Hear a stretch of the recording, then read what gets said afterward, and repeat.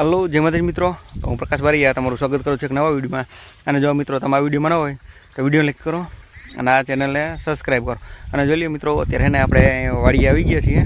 તો હે ને આ વાડી ખેતર રહ્યું ને તે મારા બંનેનું છે. અને હે ને એક ભીંડાનું વાવતર કરેલું છે. અને હજી આની પછી હે ને મરચી છે અને એની પછી એક બીજું મરચીનું ખેતર આવે. તો હું તમને હે ને આજે બધે દેખાડવાનો છું અલગ અલગ વિડીયોમાં, તો જોવાનું ચૂકતા નહીં. રેડી હાલ તો હું તમને હે ને નજીકથી થોડોક ભીંડો દેખાડી દઉં. આ હે ને અત્યારે ભીંડો ઉતરવાનું ચાલુ થઈ ગયું છે ને હાલ ફરે કાલ પાછો વારો છે. તો કાલ પાછો વારો છે ને એટલે આ ચોથી વખત ઉતરવાનું ચાલુ થઈ ગયું છે, ચોથો વારો છે કાલ. તો જોઈ લ્યો અમે હે ને હું તમને થોડોક નજીકથી દેખાડી દઉં ભીંડો, બરાબર? તો જોઈ લ્યો મિત્રો, દેખાય તમને આમાં હજી હે ને સિંગુન બધું ફાલબલ તમે હે ને જોઈ શકો છો. જોઈ લ્યો રેડી. આ જો કાલે હે ને આમાં ચોથો વારો છે. અને આવડું ગામ તમને જણાવું ને મિત્રો, તો ગામનું નામ છે આપણે જેતપુર, બરાબર?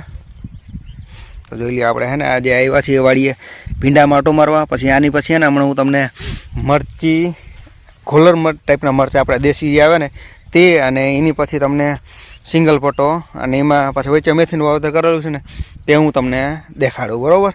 તો પહેલાં તમે આ ભીંડાને જોઈ લો, પછી રેડી તમે જોઈ શકો. જોઈ લ્યો આવો કંઈક ભીંડો છે. રેડી. તો હાલો મિત્રો, હવે હે ને આપણે જો ભીંડા માટો મારી હવે તમને હે ને પાછું હું મરચીનું ખેતર દેખાડું, બરાબર? જોઈ લ્યો મિત્રો, હે ને ભીંડો એક નંબર. તો એને કોમેન્ટ કરી દો મિત્રો આ ભીંડો કેવો છે ને તે, બરાબર?